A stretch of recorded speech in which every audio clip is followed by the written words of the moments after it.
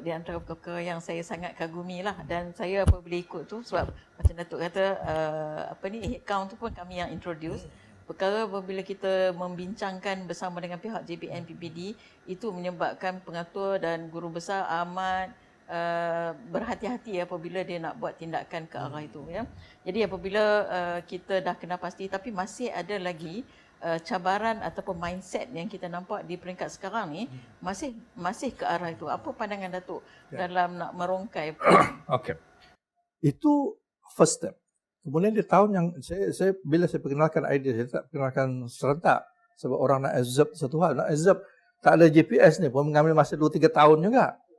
Dia masa 2-3 tahun sebab persoalan-persoalan yang timbul di kepala orang. Kalau kita tak ada GPS, tak ada apa, tak ada pengukuran ini, maknanya saya tak umumkan pada berapa bilangan tak, saya tak umum pun. Orang kata, macam mana kita nak ukurkan kualiti pelajarnya? Sebab itu di tahun yang berikutnya, apa yang saya buat ialah saya memberikan jalan. Sebab itu dah part ni penting, beri jalan. Okey.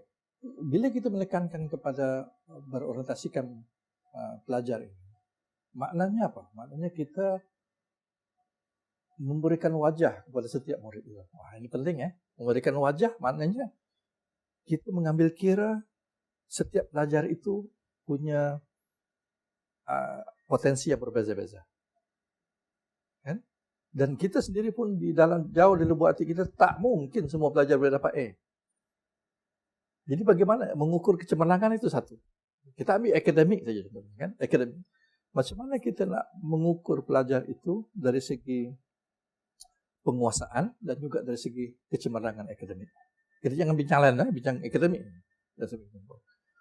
Salah satu kesan besar daripada GPS ini ialah kita all out kepada bilangan A.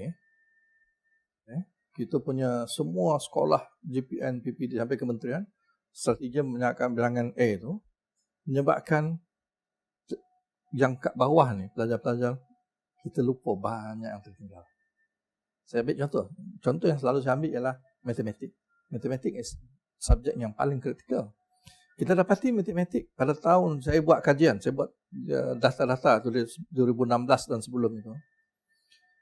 Kita setiap tahun kita ada 440,000 pelajar yang ambil 400,000 lah lebih kurang yang ambil UPSR.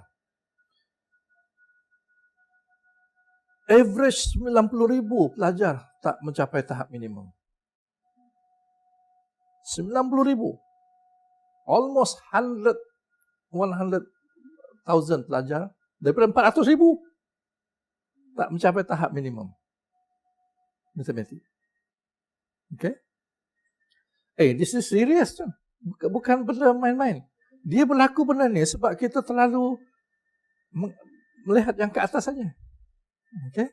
Sebab itu saya menekankan kalau kita nak melihat setiap individu itu sebenarnya menjadi tanggungjawab dan hak kita dalam pendidikan untuk memastikan setiap pelajar itu mendapat penguasaan tahap minimum dari segi akademik. Sebab itu tahap minimum itu macam saya ambil contoh paling mudah lah.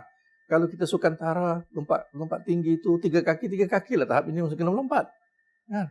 Dalam sistem kita UPSR itu D itu lulus itu pun dah tahap minimum. Tapi ini 90,000.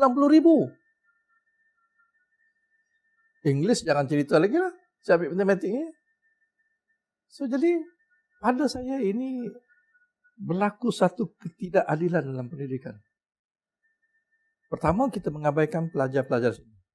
Yang kedua pelajar-pelajar ini kebanyakan pelajar-pelajar Bumiputera tu. Di luar bandar. So jadi saya kata tak boleh. Sebab itu dan ini saya kaitkan kalau kita tengok. Kalau dalam bidang ekonomi, kita dapati bahawa dalam bidang ekonomi itu salah satu dia punya indikatornya bahawa ekonomi satu negara itu bagus ialah dia punya orang yang miskin itu semakin berkurangan. Sebab itu sekarang ini tahap pendapatan itu jadikan ukuran. Kalau 800, 900 dulu kan miskin di bawah tahap kemiskinan. Sekarang ni 2,000 lebih dah naik lah kan. Maknanya tahap kemiskinan itu pun dia punya tahap dah tinggi, meningkat berdasarkan kepada perkembangan. kita punya tahap penguasaan kita D saja. Okay? Dan saya selalu mengatakan, kalau dalam ekonomi ini dipanggil kemiskinan. Kemiskinan pula dipanggil kemiskinan tegar. Hardcore poor. Kemiskinan tegar ada kan yang memang poor, hardcore poor. So jadi di antara strategi ekonomi ialah untuk mengurangkan kemiskinan. Sebab itu menggambarkan bagaimana kesejahteraan masyarakat itu. Dalam pendidikan, kalau kita ambil, belajar daripada tahun 1, ingat ya, saya fokus sekolah rendah ni, dari tahun 1. Sebenarnya ini berlakunya yang 90,000 ni kerana berlaku apa yang kita panggil defisit pembelajaran. Defisit pembelajaran ini berlaku daripada tahun 1, dia terkumpul di tahun 6. Dan defisit pembelajaran ini berlaku kerana dalam setiap tahun itu, setiap subjek yang guru yang mengajar itu, dia tidak mengambil kira pencapaian minimum. Sebenarnya ada dalam standard kurikulum kita, pencapaian minimum itu ada. Tapi dia terkumpul di atas. So, jadi, kalau ada kemiskinan dalam ekonomi, kita ada juga kemiskinan akademik. Pada saya yang 90,000 ini adalah murid miskin dari segi akademik sebab defisit pembelajaran. Dan itu satu subjek. Tahu tak? Pengalaman menunjukkan daripada 2016 itu, yang sebelum saya jadi KBBM itu, saya tengok data yang tidak mencapai tahap minimum 5 subjek. Selepas 6 tahun, satu subjek pun tidak mencapai tahap minimum. Hampir 10,000. Di sini, ini yang saya panggil hardcore poor dalam akademik. Yang ini orang tak lihat. Sebab itu saya kembalikan pandangan semua daripada kementerian sampai ke bawah. Jangan kita terlepas pandang. Pendidikan ini yang saya katakan bila kita growth oriented, kita kena ambil kira semua pelajar. Sebab itu, saya menekankan kepada penguasaan tahap minimum. Sebab saya nak menghapuskan kemiskinan akademik ini dan juga kemiskinan tegar dari segi akademik ini. Dan dalam masa 3 tahun, 2 tahun saya kata, alhamdulillah, yang matematik tadi itu, daripada 90,000 itu dah turun pergi 60,000 lebih kurang. Yang 10,000 itu dah jadi 6,000. Yang miskin tegar ini. Sebenarnya boleh. Dan yang menariknya, ketika saya jadi KBBM, saya tak pernah umum bilangan A. Bilangan A daripada 2017, 2018 sampai 2019 saya selepas besaran itu, bilangan A daripada UPSR itu semakin meningkat.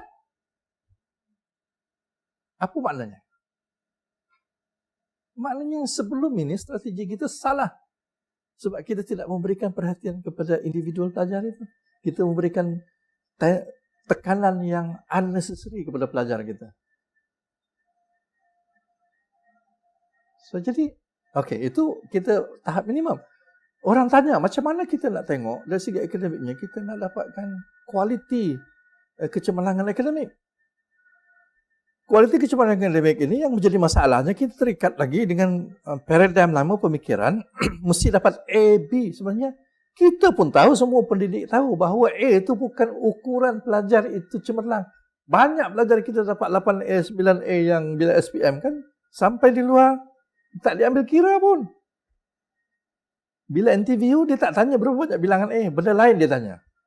Dia boleh selesai masalah tak? Maknanya apa? Maknanya di luar sana, mengambil kira tentang higher order thinking skill. Sebab itu bila kita dalam PPVM itu, bila kita tekankan kepada higher order thinking skill itu, saya tegaskan balik. Ini adalah salah satu cara kita mengukur kecemerlangan dari segi akademik ialah penguasaan pemikiran higher order thinking skill. Sebab itu saya minta lembaga peperiksaan pendidikan itu berikan analisis higher order thinking skill yang daripada peringkat aplikasinya sampai ke peringkat kreativitinya. Saya membuat itu, saya ingin mengembalikan bahawa kecemerlangan itu A itu baguslah, tapi bukan itu dia punya trustnya. Bukan saya kata saya tak mau A, tapi itu bukan trustnya. Itu salah satu indikator bukan trust. Yang trustnya ialah higher order thinking skill. Yang itu yang akan membawa pelajar itu boleh hidup dalam masyarakat. So, jadi itu dia. So, ini baru saya bincang soal akademik saja. Betul.